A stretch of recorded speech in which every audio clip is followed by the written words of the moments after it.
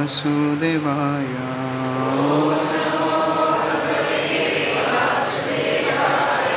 ओम नमो भगवते वासुदेवाय।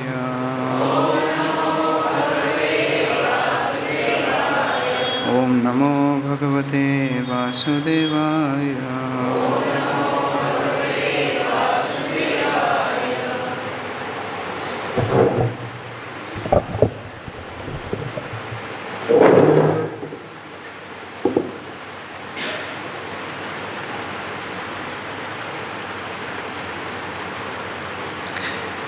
श्रीमद् भागवतम सप्तम स्कंद अध्याय 7 श्लोक संख्या 16।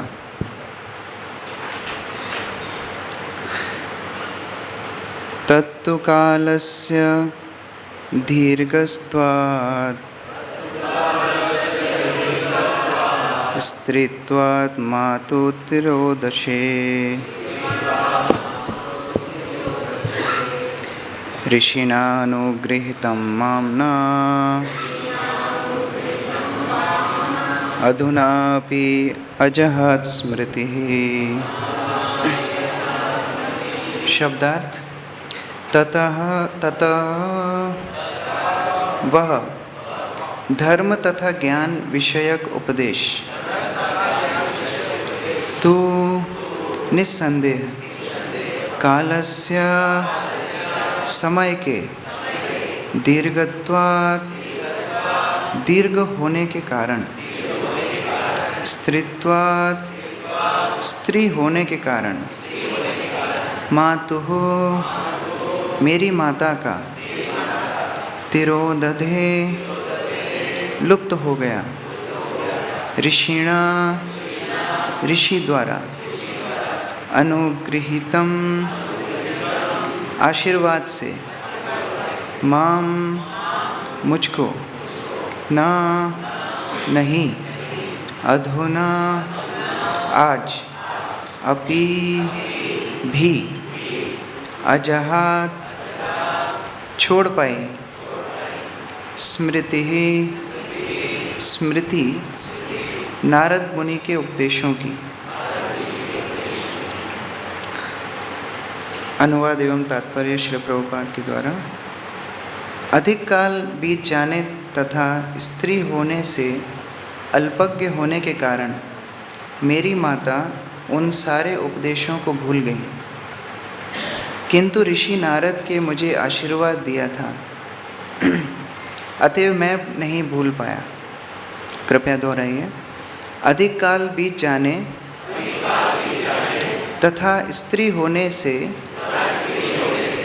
अल्पज्ञ होने के कारण मेरी माता उन सारे उपदेशों को भूल गई, किंतु ऋषि नारद ने मुझे आशीर्वाद दिया था, अतएव मैं नहीं भूल पाया। तात्पर्य। भगवद गीता 9:32 में भगवान कहते हैं, मामी पार्थ व्यपाश्रित्य येपि स्यु पापयोनयः स्त्रयो वैश्य तथा शूद्रो तेस्पि यान्ति पराम गतिम्। हे पार्थ पुत्र, जो मेरी शरण में आ जाते हैं वे भले ही निम्न कुल में उत्पन्न हों, स्त्रियां, वैश्य तथा शूद्र श्रमिक क्यों न हो, परम गति को प्राप्त होते हैं। पाप योनि शब्द उन लोगों के लिए आया है जो शूद्रों से भी निम्न है, किंतु भले ही स्त्री पाप योनि ना हो, लेकिन अल्पज्ञ होने के कारण वह कभी कभी भक्ति के उपदेशों को भूल जाती है, परंतु जो पर्याप्त सुदृढ़ हैं उनके भूलने का प्रश्न ही नहीं उठता। सामान्यतया स्त्रियां भौतिक भोग के प्रति आसक्त होती हैं, जिसके कारण वे कभी कभी भक्ति के उपदेश भूल जाती हैं। किंतु चाहे वह स्त्री ही क्यों न हो, यदि विधिवत भक्ति का पूर्ण अभ्यास करती हैं तो भगवान के ही कथन के अनुसार वे भगवत धाम वापस जा सकती हैं। इसमें कोई आश्चर्य की बात नहीं। मनुष्य को भगवान की शरण ग्रहण करके विधि विधानों का कड़ाई से पालन करना चाहिए, तब बिना भेदभाव के वह भगवत धाम वापस जा सकेगा। प्रहलाद महाराज की माता गर्भस्थ शिशु की रक्षा के प्रति अधिक चिंतित थी और अपने पति को वापस आते देखने के लिए उत्सुक थीं। अतएव वे नारद मुनि के भव्य उपदेशों पर गंभीरता से विचार नहीं कर सकी। सर्वप्रथम मैं उपस्थित सभी भक्तों के चरणों में प्रार्थना करता हूँ कि मैं यहाँ बैठने के बिल्कुल योग्य नहीं हूँ और वैष्णवों के आदेशों के कारण यहाँ पर कुछ सेवा करने का प्रयास कर रहा हूँ। तो आप सब लोग भक्ति में, आयु में, ज्ञान में, साक्षात्कार में सब में मुझसे वृद्ध हैं, तो मुझे अपने शिशु समान स्वीकार करके मेरी त्रुटियों को क्षमा कर दीजिए और आप लोगों से जो सीखा है उसको मैं दोहरा पाऊँ ऐसा आशीर्वाद कीजिए। ये बहुत ही पावन भूमि है श्री वृंदावन धाम और आप सभी ब्रज में वास कर रहे हैं, तो भगवान की विशेष अनुकंपा आप लोगों के ऊपर है।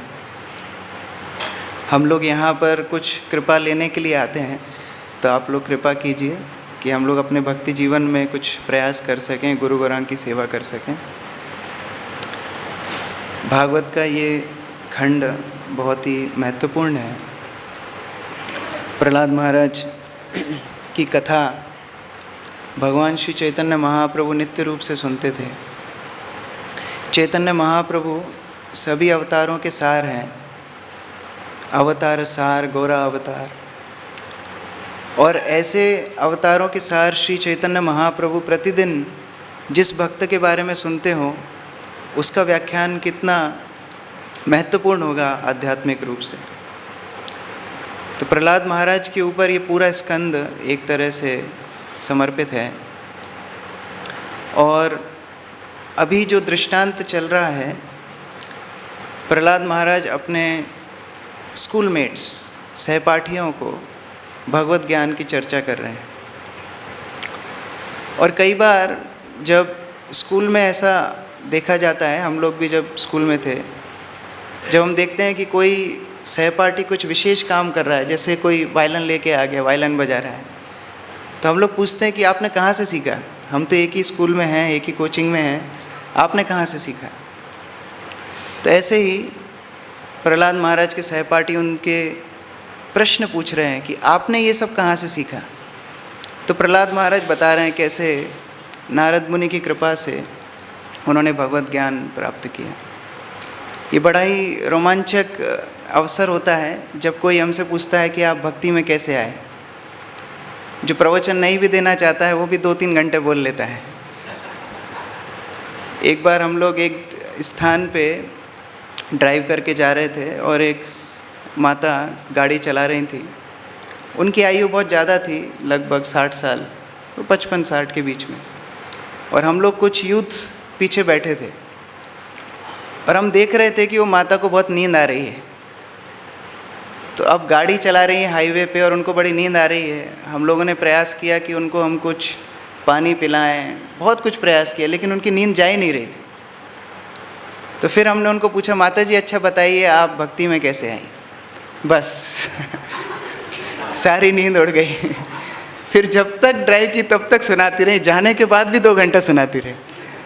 तो इसी तरह प्रहलाद महाराज भक्ति विषय वस्तु को अपनी कथा के माध्यम से सुना रहे हैं। जिस तरह प्रथम स्कंद में नारद मुनि स्वयं भी बताते हैं कैसे उन्हें भक्ति प्राप्त हुई, अनेक अनेक आचार्य इस तरह बताते हैं। और यहाँ नारद मुनि का गुणगान करते हुए प्रहलाद महाराज बता रहे हैं कि कैसे नारद मुनि की कृपा से उन्हें भगवत ज्ञान मिला ही नहीं वरन उनको याद रहा। श्रील प्रभुपाद एक प्रवचन में बताते हैं कि real sign of intelligence is how much you can remember.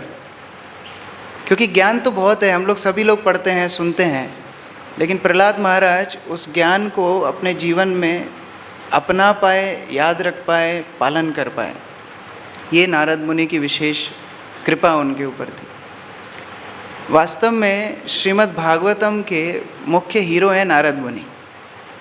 Krishna तो कई बार आते हैं, कई बार चले भी जाते हैं। प्रथम स्कंद में आते हैं, फिर तृतीय स्कंद में थोड़ी सी झांकी, फिर दसम स्कंद में। नारद मुनि एक ऐसे व्यक्तित्व हैं, पूरी भागवत के हर स्कंद में नारद मुनि आपको मिलेंगे। तो नारद मुनि से विशेष भगवान का संबंध है, भक्तों का संबंध है। तो नारद मुनि का गुणगान करते हुए प्रहलाद महाराज बता रहे हैं, ऋषिणा नुगृहीताम माम।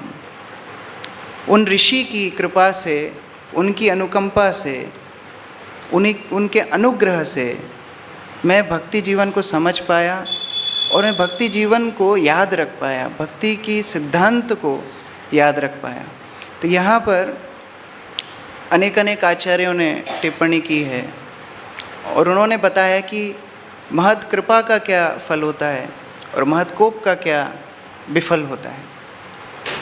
महत् कृपा से एक शिशु जो गर्भावस्था में है, गर्भावस्था में एक सामान्य स्मृति भी रखना बहुत कठिन है, क्योंकि वो कष्ट की अवस्था है। जठरी जनने छिलाम जखनो विषम बंधन पाशे, विषम बंधन पाशे। ऐसी स्थिति में जहाँ खुद का स्मरण रखना मुश्किल है, भगवान का स्मरण रखना बहुत कठिन है, ऐसे स्थान में महत् कृपा से प्रहलाद को भगवत ज्ञान मिलता है।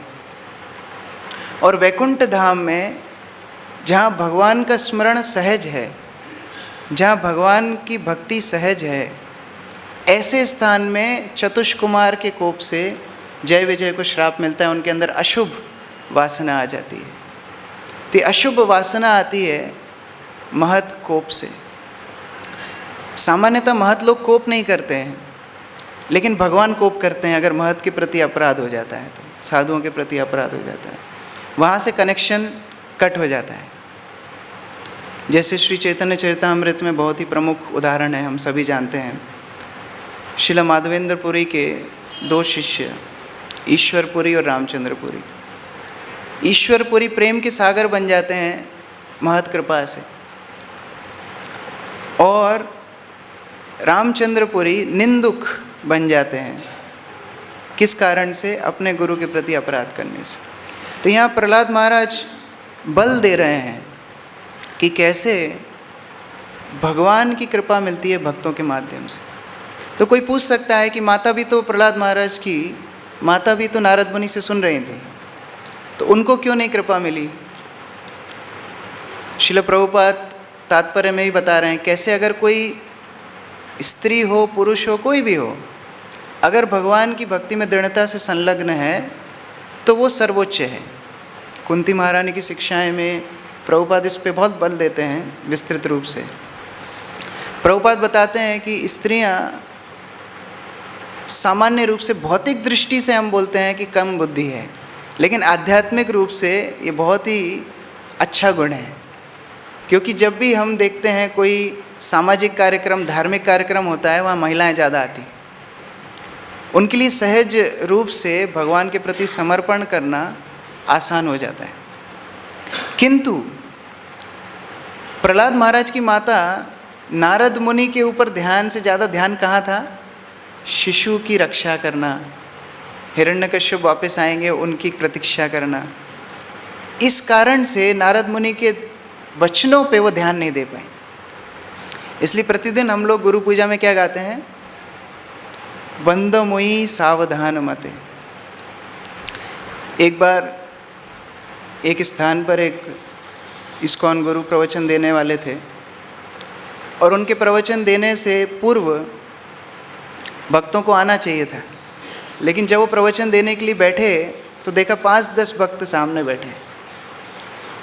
तो उन्होंने सभी भक्तों को बुलाया और उन्होंने यही बात बताई कि देखिए, गुरु का स्वार्थ नहीं होता प्रवचन देने में। वैष्णव अमानी होते हैं, खुद के मान की प्रत्याशा नहीं रखते हैं।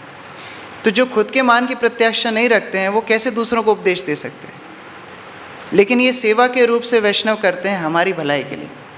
तो अगर आपके आध्यात्मिक गुरु से सुनने में रुचि नहीं है, ऐसा महाराज बता रहे थे, इसका मतलब क्या है? और कोई आशाएं हैं, और कोई वासनाएं हैं। आर न करी हो मने आशा, अगर गुरु से सुनने की इच्छा नहीं है तो इसका मतलब और कोई आशा है।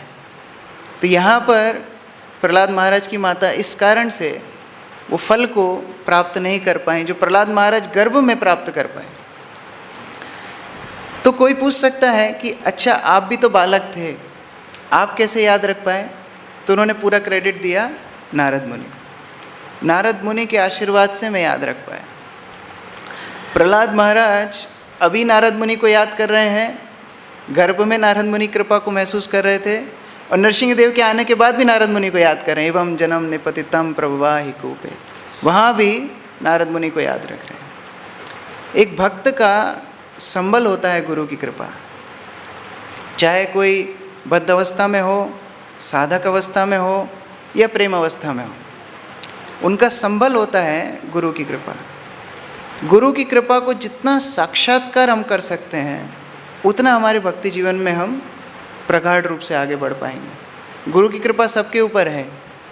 एक बार भक्तों ने श्रील प्रभुपाद से पूछा कि आप श्रील तमाल कृष्ण महाराज को इतना ज़्यादा पक्षपात क्यों करते हैं, इतना ज़्यादा प्रेम क्यों करते हैं? प्रभुपाद ने यही उत्तर दिया था, गुरु सबके ऊपर कृपा करते हैं, वो जानते हैं कृपा कैसे लेना है, वो समझते हैं कृपा का अर्थ क्या है। तो उसी तरह से यहाँ प्रहलाद महाराज नारद मुनि का बार बार गुणगान कर रहे हैं। हमारे शास्त्र इन उदाहरणों से भरे पड़े हैं, कैसे शिष्य गुरु की सेवा से, गुरु के ऊपर कृतज्ञता से कैसे भक्ति जीवन में आगे बढ़ता है। महाभारत में प्रख्यात उदाहरण है अरुणी, उपमन्यु और वेदा का। सभी लोग ये कथा जानते हैं, कैसे गुरु की सेवा के लिए अरुणी ने खेत में पानी रोकने के लिए खुद को लेटा दिया, एक बाउंड्री जैसे काम किया। उपमन्यु ने अश्विनी कुमारों द्वारा आंखें वापस देने को भी नकार दिया कि मेरे गुरुजी से पूछ के लूँगा। लेकिन एक और शिष्य था वेदा, उन्होंने क्या किया था? उन्होंने ज़्यादा कुछ किया नहीं था, ऐसा कोई सुपर हीरो एक्टिविटी नहीं की थी। उन्होंने केवल जो गुरु ने बोला वही किया था, और उनको भी सामान्य जो फल अरुणी और उपमन्यु को मिला वही वेदा को भी मिला। तीनों का नाम साथ में लिया जाता है। तो हम लोग यहाँ से सीख सकते हैं कि कैसे गुरु के प्रति समर्पण हमारे भक्ति जीवन के लिए बहुत आवश्यक है। श्रील प्रभुपाद एक बार एक मंदिर में कथा कर रहे थे, प्रवचन दे रहे थे, और उन्होंने देखा कि बाकी भक्त तो हैं लेकिन लीडर्स नहीं हैं। तो प्रभुपाद ने पूछा कि ये लीडर्स कहाँ हैं? तो भक्तों ने बताया, प्रभुपाद वो आज क्लीनिंग है, यहाँ पर मैनेजमेंट है, यहाँ पर ये है, तो सारी व्यवस्थाओं में मैनेजर बिजी है। प्रभुपाद ने बोला उस काम के लिए हम एम्प्लॉयज़ रख सकते हैं, लेकिन भागवत प्रचार करने के लिए हम एम्प्लॉयज़ नहीं रख सकते। तो आध्यात्मिक गुरु से सुनना भक्ति जीवन का सबसे महत्वपूर्ण अंग है। अब कोई बोल सकता है कि हमें सुनने का अवसर अगर ना मिले तो गुरु के प्रति समर्पण हर चीज़ से साक्षात्कार देता है। हम लोग एक समय पर न्यू वृंदावन गए थे और वहाँ पर प्रथम बार श्रील बरसाना महाराज से हमारी भेंट हुई। जब उनको प्रथम बार देखा तो ऐसा लग रहा था कि वो कोई जैसे कोई लेबर होती है वैसे है। वो ट्रैक्टर चला रहे थे और उनके पूरे कपड़े मिट्टी में सने हुए थे। कोई दूर से देखेगा तो उनको लगेगा नहीं इस्कॉन सन्यासी हैं। और आने के बाद उन्होंने हम सबको अपना परिचय दिया, और वहाँ नव वृंदावन में प्रभुपाद की इच्छा के अनुसार उन्होंने गोवर्धन बनाया है, छोटा सा एक गोवर्धन का रेप्लिका। अगर हम स्वयं उसकी परिक्रमा करना चाहेंगे तो 5 मिनट में कर लेंगे कंप्लीट, इतना ही बड़ा है। महाराज ने हर अंग से जब उस गोवर्धन का विश्लेषण किया, 1 से 2 घंटे उन्होंने उस 5 मिनट की परिक्रमा को पूरा करने में लिए, हमको समझाते हुए। उस समय पर बड़ा आकर्षण हुआ कि महाराज बहुत जानते होंगे, बहुत पढ़ा होगा, बहुत शास्त्रज्ञ होंगे। तो भक्तों ने बताया कि जब प्रभुपाद ने इनको सेवा दी थी नव वृंदावन में, तब सालों साल 8-10 साल इन्होंने ना पढ़ने का अवसर मिला, ना भागवत कक्षा सुनने का अवसर मिला। ये जाते थे और गड्ढे खोदते थे प्रभुपाद के लिए। लेकिन जब एक दिन इनको प्रवचन देने के लिए बोला तो ऐसा प्रवचन दिया कि जो लोग किताबें पढ़ पढ़ के जिनने ज्ञान अर्जित किया था वो लोग भी फेल हो गए। ये होता है गुरु की कृपा। तो जहाँ गुरु की अनुकंपा है वहाँ ये शास्त्र ज्ञान याद रहेगा, हमारे जीवन में अंदर जाएगा। महाभारत में और उदाहरण है, कर्ण का उदाहरण है। ज्ञान तो ले लिया परशुराम से, लेकिन मोस्ट नीडेड पॉइंट, जहाँ सबसे ज़रूरी समय था उस शिक्षा का उपयोग करने का, वहाँ जाके भूल गए। तो यहाँ पर हम लोग समझ सकते हैं कैसे भगवान की अनुकंपा गुरु की अनुकंपा से मिलती है। कई बार साउथ इंडिया में ये प्रतिस्पर्धा होती है, शिव जी बड़े हैं कि विष्णु, बहुत प्रतिस्पर्धा होती है। आप लोग कांची गए होंगे, वहाँ शिव कांची है, विष्णु कांची है। शिव कांची जो भक्त थे पुराने ज़माने में, उन्होंने विष्णु कांची को तोड़ा, विष्णु कांची शिव कांची को तोड़ा। बहुत प्रतिस्पर्धा शिव भक्तों में, शैव में और वैष्णव में होती है। तो एक बार एक इस्कॉन के भक्त वहाँ पर प्रवचन दे रहे थे और एक शैव आके प्रश्न पूछते हैं, कौन बड़े हैं, शिव जी बड़े हैं कि विष्णु बड़े हैं? अब कांचीपुरम में वो भक्त बैठा है, बहुत सारे शैव भी वहाँ पर हैं। ये भी डर है कि पांडाल टूट सकता है, तो क्या करना चाहिए, सिद्धांत कैसे बोले? तो उन्होंने बोला ऑफ कोर्स शिव जी बड़े हैं। तो वैष्णव लोग बोले अरे ये क्या बात बोल रहे हो? बोले नहीं, हम नहीं बोल रहे हैं। कौन बोल रहा है? भगवान विष्णु खुद बोल रहे हैं, अहम भक्त पराधीना। भगवान विष्णु खुद बोल रहे हैं मैं भक्तों के पराधीन हूँ। और शिव जी कौन है? वैष्णवानाम यथाश्रम। तो ये पूरे शास्त्रों में भगवान का गुणगान से ज़्यादा भक्त का गुणगान है। यहाँ पर बहुत बार हम लोग उदाहरण देखते हैं, भगवान का प्रयास फेल हो जाता है, गुरु कृष्ण का प्रयास फेल नहीं होता। भगवान हमारे सबके हृदय में हैं परमात्मा रूप से। उनकी ड्यूटी क्या है? उपदृष्टा अनुमंता, देखेंगे और साइन करेंगे। गुरु ऐसा नहीं करेंगे, गुरु देखेंगे तो डंडा मारेंगे। प्रभुपाद सैन फ्रांसिस्को में जब उन्होंने दीक्षा दी, तो दीक्षा के समय बहुत नया नया हमारा आंदोलन था, भक्तों को पता नहीं था दीक्षा का क्या क्या नियम होते हैं। जैसे प्रभुपाद ने जब 26 सेकेंड एवेन्यू में भी दीक्षा दी, तो दीक्षा के बाद नोटिस लगाया था कि दीक्षित भक्तों को क्या क्या करना है, 16 माला करना है, 4 नियमों का पालन करना है। तो सैन फ्रांसिस्को में ऐसी कुछ हालत थी, प्रभुपाद दीक्षा समारोह कर रहे थे, नव भक्तों को दीक्षा दी। दीक्षा देने के बाद भक्तों ने सोचा आज तो सुबह से कुछ खाया नहीं है, कुछ तो खाना चाहिए। तो वहाँ पास में एक डोनट्स शॉप थी और भक्तों को बड़ा पसंद था वो डोनट्स और आइसक्रीम वहाँ पर मिलती थी। तो भक्तों ने पूरा प्लान बनाया, अब तो दीक्षा हुई है तो आज पार्टी होना चाहिए। तो सभी लोग प्लान करके गए वहाँ डोनट शॉप में खाने के लिए। जब वो लोग मंदिर से बाहर निकल के गए, डोनट शॉप के पास गए, तो वो लोग चकित रह गए। क्यों? क्योंकि प्रभुपाद उनसे पहले निकल के वहाँ पहले ही खड़े हो गए थे। प्रभुपाद को मालूम था ये सब आने वाले हैं, और फिर प्रभुपाद ने बोला नहीं, अभी तुम दीक्षित भक्त हो, अभी केवल कृष्ण प्रसाद।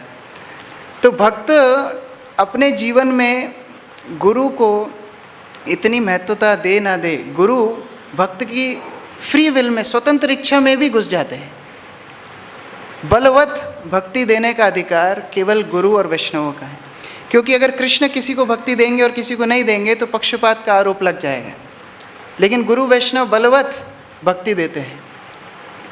जैसे प्रभुपाद से किसी ने जब पूछा कि प्रभुपाद ऐसा हमारे अंदर क्या गुण था जो आपने हमको भक्ति दी? प्रभुपाद बोलते तुम्हारे अंदर कोई गुण नहीं था, मैंने तुम्हें गुणवान बनाया है। एक माता का नाम था गुणमयी देवी दासी। उन्होंने प्रभुपाद को ऐसे ही प्रश्न पूछा था, प्रभुपाद ऐसे कौन से गुण देके आपने हमें नाम दिया गुणमयी? प्रभुपाद ने बोला तुम लघु ना बीच से थी ना, इसलिए नाम दिया गुणमयी। ऐसा कोई अर्थ नहीं है कि बहुत गुण थे। तो हमारी अवस्था अभी ऐसी है जैसे मानो किसी ने भूत ने पकड़ लिया हो। जब भूत पकड़ता है तो व्यक्ति अपने लिए क्या हितकारी है वह चीज़ नहीं बोल पाता है। पिशाची पाई ले जनो मति छन्न हो, पिशाची ने जैसे पकड़ लिया है, उसको पूछेंगे क्या अच्छा है तो उसको अपना भला भी नहीं मालूम। इसी तरह अवस्था हमारी है। गुरु कृष्ण के पास जाकर के क्या मांगना है वो भी हमें नहीं मालूम।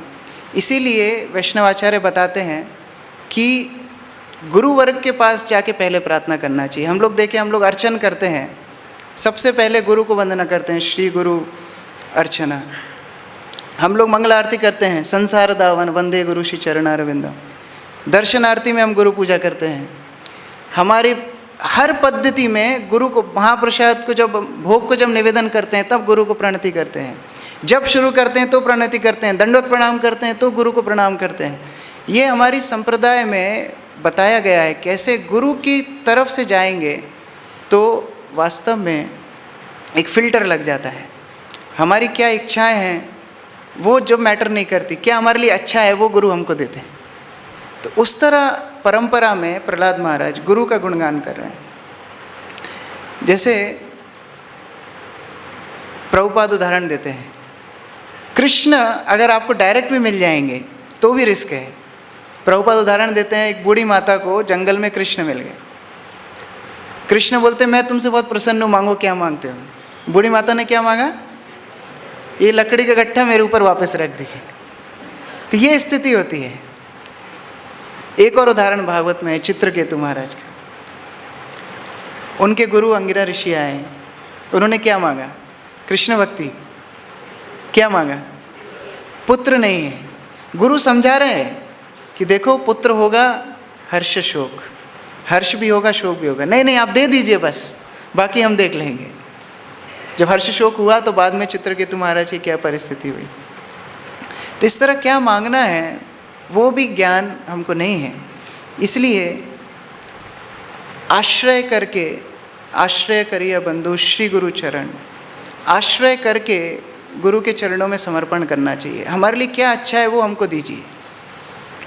इस तरह प्रार्थना जब हमारी होती है तो गुरु अपना रूप प्रकाशित करते हैं। जैसे सूर्य को हम सूर्य के प्रकाश के बिना नहीं देख सकते, उसी तरह गुरु का दर्शन हम गुरु की कृपा के बिना नहीं कर सकते। गुरु वास्तव में कौन है, जीवन निस्तार लागी नंद सुत हरि, भुवन प्रकाश हौन गुरु रूप धरी। जब नंद सुत श्री कृष्ण को चिंता होती है कि कैसे इस धरती पर जो जीवात्मा है उनका उद्धार मैं कैसे करूँगा, ये चिंता जब नंद सुत हरि को होती है तब भुवन प्रकाश हौन गुरु रूप धरी, तब गुरु रूप रख के कृष्ण स्वयं आते हैं। ये कोई काल्पनिक कथा नहीं है, ये शास्त्रों का वेद गाय जहाँ चरित, वेद जिनका चरित्र गा रहे हैं ऐसे गुरुदेव होते हैं। एक बार श्रीपाद रामानुजाचार्य कुछ भक्तों के साथ प्रसाद ले रहे थे, उनके शिष्य लोग उनको प्रसाद सेवा कर रहे थे। उन्होंने प्रसाद लिया और प्रसाद लेने के बाद पास ही में एक पुकुर में हाथ धोए। वो हाथ धोने से उनके हाथ में जो अवशेष प्रसाद के लगे थे वो एक मछली ने खाया और वो मछली को चतुर्भुज रूप मिलके वैकुंठ गमन करे। तो ये तो अच्छी बात है, लेकिन शिष्यों को डाउट हुआ, अभी हम तो डेली महाप्रसाद खा रहे हैं, हमने इस्कॉन में आने के बाद एक ट्रक भर के पनीर खाया, एक टैंकर भर के चरणामृत पिया, उसके बाद हम लोग वैकुंठ गमन क्यों नहीं कर रहे हैं। ऐसा डाउट रामानुजाचार्य के शिष्यों को आया। उन्होंने पूछा, गुरु महाराज ये मछली को जो सदगति मिली हमको क्यों नहीं मिली। रामानुजाचार्य बोलते हैं ये जो मछली है उनके अंदर अपराध नहीं है, अपराध रहित होकर के महाप्रसाद लिया, इसलिए गुरु की कृपा मिली। हमारे अंदर मर्त्य बुद्धि अपराध होता है, इसलिए गुरु की कृपा पूर्ण रूप से नहीं मिलती। तो इस तरह हमारी परंपरा में हो चाहे बाकी वैष्णव परंपराओं में हो, गुरु का बहुत महत्व है। हम लोग जब साउथ इंडिया जाते हैं हम लोग देखते हैं हर मंदिर में रामानुजाचार्य की अर्चना मानो भगवान विष्णु के समान, हर जगह पर। माधवाचार्य संप्रदाय में जाएंगे उडुपी में, माधवाचार्य की पूजा उसी प्रकार। और उसी परंपरा में हमारी गौड़ीय वैष्णव परंपरा में हम लोग कल राधा रमण मंदिर गए थे और राधा रमण मंदिर में एक संध्या आरती का बोर्ड लगा था, राधा रमण की स्पेशल संध्या आरती जो बनाई गई है। उसमें मैंने पढ़ा 3, 4, 5 बार गोपाल भट्ट गोस्वामी का नाम है, जीव गोस्वामी का नाम है, रूप गोस्वामी का नाम है, चैतन्य महाप्रभु का नाम है, क्योंकि राधा रमण की आराधना गोपाल भट्ट गोस्वामी को छोड़ के नहीं हो सकती। इसी तरह हम लोग देखते हैं हमारे हर इस्कॉन मंदिर में कहीं गौर निताई हो सकते हैं, कहीं राधा श्याम हो सकते हैं, कहीं कृष्ण बलराम, कहीं जगन्नाथ बलदेव सुभद्रा, कहीं नरसिंहदेव, पर प्रभुपाद रहेंगे ही रहेंगे, क्योंकि ये गुरु माध्यम से कृष्ण भक्ति मिलती है।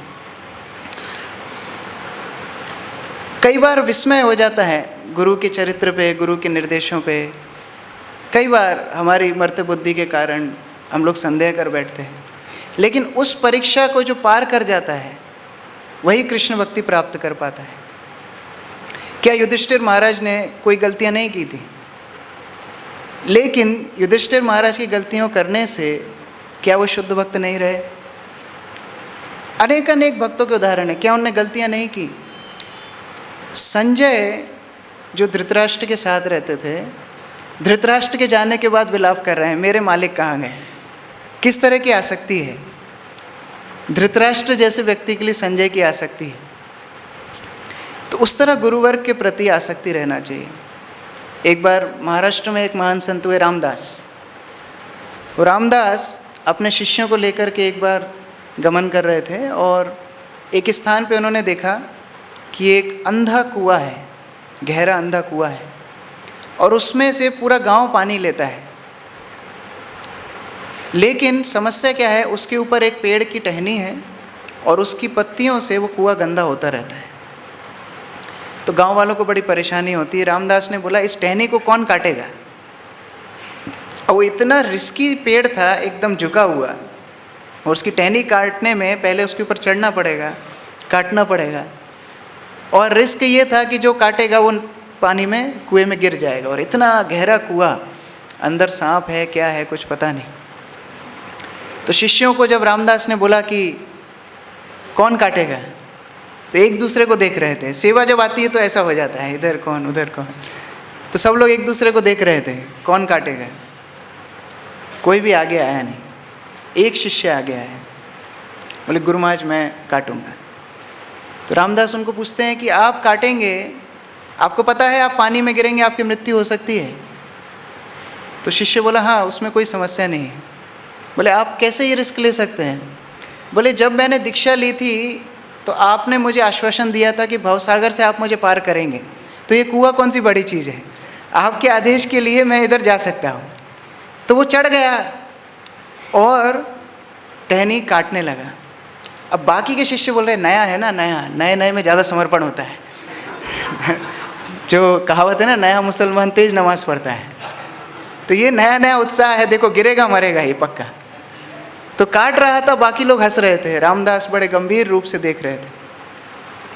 टहनी कटी, टूटी, शिष्य गिरा, लेकिन कुएं के अंदर भगवान श्री रामचंद्र ने स्वयं उसको पकड़ा। ये होती गुरु की कृपा। तो गुरु माध्यम से भगवान की कृपा प्राप्त होती है। ये महत अनुग्रहात के अनेक अनेक उदाहरण हैं। और महत कोपात से जो कुछ हमारे पास है, आध्यात्मिक रूप से, भौतिक रूप से, सब कुछ नाश हो सकता है महत कोप से। भागवत में उदाहरण है, इंद्र बृहस्पति को अपराध करते हैं, दुर्वासा को अपराध करते हैं, कितनी मुश्किल में फंस जाते हैं। जो इंद्र है, देवताओं के राजा हैं, जिनको यज्ञ में आहुति होती है, ऐसा व्यक्ति मुश्किल में फंस जाता है। क्यों? महत कोपात, उनके कारण। तो कई बार हमारे जीवन में अगर महत कोप हो भी जाए तो उस वैष्णव के पास जाकर के हमें क्षमा याचना करना चाहिए। एक बार एक गुरुकुल का छात्र था, 12 साल वैदिक शास्त्रों में अध्ययन किया और आज उसका टेस्ट था फाइनल।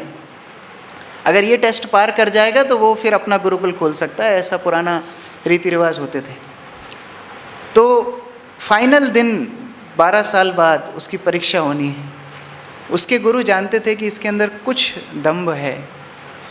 उन्होंने बोला आपकी परीक्षा ये है, आपको पेड़ के नीचे खड़े होके वेद पाठ करना है, और वेद पाठ करेंगे, अगर कोई त्रुटि होगी तो एक पत्ती गिरेगी, एक त्रुटि एक पत्ती गिरेगी। तो जितनी पत्तियां गिरेंगी उतने आपके नेगेटिव मार्किंग, उसके हिसाब से आपको बताएंगे कि आप पास हैं कि फेल। शिष्य को बड़ा गर्व था, मैंने तो एक एक श्लोक कंठस्थ किया है, उच्चारण परफेक्ट है, सब कुछ एकदम ठीक है। वो पेड़ के नीचे जाता है, गुरु देख रहे थे, जैसे ही पहला वाक्य उच्चारण करता है, श्री गणेशाय नमः, सारी पत्तियां गिर जाती हैं। अब ये डिप्रेशन में आ जाता है, मैं क्या गलत बोला है, ये तो कोई मूर्ख व्यक्ति भी बोल सकता है, इसमें मैंने क्या त्रुटि की है। गुरु के पास आकर के पूछता है, मैंने क्या गलती की है। बोले मैं इसका उत्तर नहीं दूंगा, बाकी लोगों से पूछो। बाकी शिष्यों से पूछता है, मैंने क्या गलती की बताई है। बोलिए गणेश जी हो चाहे कृष्ण जी हो, पहले गुरु पादाश्रय है, पहले गुरु को प्रणाम करना है। जब गुरु को प्रणाम नहीं करेंगे तो ना गणेश जी हेल्प करेंगे ना कोई हेल्प करेंगे। तो उस तरह सिद्धांत अनेक बार हम लोग पढ़ते हैं, समझते हैं, और यही हमारी भक्ति में शक्ति है। हम लोग अगर सिद्धांत रूप से आगे बढ़ेंगे तो हमारे अंदर बहुत सारी गलतियां ऐसी होंगी जिनके कारण भगवान स्वीकार करें चाहे ना करें। ऐसा शास्त्र में श्लोक भी है, अच्युत सेवी जो होते हैं उनको कृष्ण भक्ति मिलेगी या नहीं मिलेगी इसकी गारंटी नहीं है, लेकिन जो भगवान के भक्तों के सेवक हैं उनको 100% मिलेगी, क्योंकि वो लोग करुणा कर रहे हैं, वो लोग हमारे बीच में हैं। जब श्रीपाद रामानुचार्य श्रीरंगम छोड़ के जा रहे थे तो सभी भक्त रंगनाथ से प्रार्थना करते हैं, रंगनाथ आप गुणातीत हैं, आप गुणों से ऊपर हैं, आप शयन करते हैं, आप हमारी मुश्किल कैसे समझेंगे। लेकिन जो हमारे गुरु हैं रामानुचार्य, ये हमारी साथ रहते हैं, ये हमारी हर तकलीफ़ समझते हैं, हमारी खुशी समझते हैं। आप इनको मत ले जाइए, नहीं तो हमारा आपसे क्या संबंध रहेगा। गुरु वास्तव में शिष्य की हर स्थिति को समझते हैं। श्रील प्रभुपाद एक बार मायापुर में प्रातःकालीन सैर कर रहे थे और कुछ भक्तों ने उनसे पूछा कि प्रभुपाद अगर किसी सन्यासी के मन में कामुक वासना आए तो उसको क्या करना चाहिए। प्रभुपाद ने बोला, चैतन्य चरितामृत में उल्लेख है छोटा हरिदास का। इतनी बात सुन के एक भक्त वहाँ से चले गए, लेकिन प्रभुपाद ने उसके आगे विश्लेषण किया। प्रभुपाद ने बोला, लेकिन वो श्री चैतन्य महाप्रभु थे, चैतन्य महाप्रभु अनेक जीवात्माओं को शक्ति प्रदान करके प्रचार करवा सकते हैं। मैं एक छोटा व्यक्ति हूँ, मुझे सहायता चाहिए, इसलिए आप जैसे भी हैं इस्कॉन में रहिए, सेवा कीजिए। ये गुरु का करुणा होती है। हम जैसे भी हैं, माता शिशु जब हंसता है माता को खुशी होती है, शिशु जब खेलता है माता को खुशी होती है, शिशु जब छोटे छोटे टूटे फूटे वचन बोलता है माता को खुशी होती है। लेकिन जब शिशु गंदगी करता है तब क्या होता है, क्या माता उसको छोड़ देती है? माता उसको छोड़ती नहीं, क्योंकि माता को पता है ये मेरा शिशु है, इसकी जिम्मेदारी मेरी है। इसी तरह गुरु वर्ग होते हैं, वो शिशु रूप से हमें स्वीकार करते हैं, हमारे अच्छे बुरे सबको स्वीकार करते हैं और भगवान के पास हमको ले जाते हैं। और ये ज्ञान अनेक बार हम विस्मृति हो भी जाए, गुरु को निवेदन करने से ये ज्ञान आता है। हम सब लोग रोज़ राधा माधव भजन करते हैं, क्यों करते हैं? कितने भक्त हैं जिनको वास्तव में राधा कृष्ण की लीलाओं को उस तरह स्मरण होता है, लेकिन हम लोग इसलिए करते हैं कि प्रभुपाद का फेवरेट सॉन्ग था राधा माधव। हम लोगों में अज्ञान तिमिरंधस से मंगलाचरण करते हैं, क्यों करते हैं? वो कृपा को आकर्षण करते हैं, क्योंकि हम लोग अपनी आँखों से जो देख पाएंगे वो बहुत लिमिटेड होगा। एक बार कृष्ण और अर्जुन दोनों आपस में बात कर रहे थे। कृष्ण अर्जुन को बोल रहे थे, वो देखो दूर वो क्या उड़ रहा है। अर्जुन बोला, ठीक से दिखाई नहीं दे रहा है। बोले, वो बाघ है ना, बाघ। अर्जुन बोलता, हाँ हाँ बाघ है, बाघ। थोड़ी देर बाद कृष्ण बोलते, ना ना वो तो चिड़िया है। अर्जुन बोलते, हाँ चिड़िया है। कृष्ण बोलते, क्या मेरे साथ कॉमेडी कर रहे हो क्या? तुम जो द्रौपदी स्वयंवर में तुमने बाण बेधा, द्रोणाचार्य की परीक्षा में चिड़िया के आँख में बाण बेधा, वही अर्जुन हो ना। तुमको बाघ और चिड़िया में अंतर नहीं पता? अर्जुन बोलता है, वो तो पता है बाघ और चिड़िया में अंतर क्या है, लेकिन आप बाघ को चिड़िया बना सकते, चिड़िया को बाघ बना सकते हैं। तो गीता में मैंने क्या संकल्प किया है? करिष्ये वचनम तव। इसी तरह गुरु के प्रति समर्पण होना चाहिए। करिष्ये वचनम तव। जब ये कृष्ण बलराम मंदिर बन रहा था, कई भक्त जिनको प्रभुपाद ने जिम्मेदारी दी थी, उन्होंने प्रभुपाद से पूछा, प्रभुपाद हम वृंदावन में हैं, राधा रानी के धाम में हैं, हम थोड़ा परिक्रमा करें, राधा रानी का स्मरण करें, आपने हमको किस काम में लगाया? सीमेंट गिरने के काम में लगाया। कितना कट्टा सीमेंट आया, कितना सरिया आया? प्रभुपाद बोलते यही कृष्ण स्मरण है, यही समाधि है। ये कृष्ण बलराम का मंदिर बनेगा, लाखों लाखों लोग आके कृष्ण भक्ति लेंगे, आपको कृपा मिलेगी। ये सुयोग गुरु देते हैं। तो इस तरह कृतज्ञता से अगर हम गुरु परंपरा के ऊपर समर्पित हो, प्रहलाद महाराज अपने उदाहरण से प्रस्तुत कर रहे हैं, गुरु को पूरा क्रेडिट दे रहे हैं। ये है महाजन, इनका पालन हमको करना है। महाजनों ये न गथा सपंथा, इनका पालन हमको करना है। गीता भागवत हमेशा से थे। पवित्र धाम मायापुर, वृंदावन, जगन्नाथपुरी, द्वारका हमेशा से थे। तुलसी जैसे पवित्र पौधे हमेशा थे। गंगा, यमुना, नर्मदा जैसी पवित्र नदियाँ हमेशा थी। शिल प्रभुपाद जैसे भक्त हमेशा नहीं थे। शिल प्रभुपाद जब आए तब हमको कृष्ण भक्ति मिली। तो ये महान गुण होता है शुद्ध भक्तों का। तो हम लोग ऐसे महान परंपरा में जिसमें हमको कृष्ण भक्ति मिली है, शिल प्रभुपाद के चरणों में, नारद मुनि के चरणों में, प्रहलाद महाराज के चरणों में प्रार्थना करते हैं कि उनके पद अनुसरण करके कृष्ण भक्ति का लाभ उठा पाए। हरे कृष्ण। बहुत बहुत धन्यवाद। शिल प्रभुपाद की जय। ग्रंथराज श्रीमद् भागवतम की जय। निताई गौर प्रेमानंदे हरे।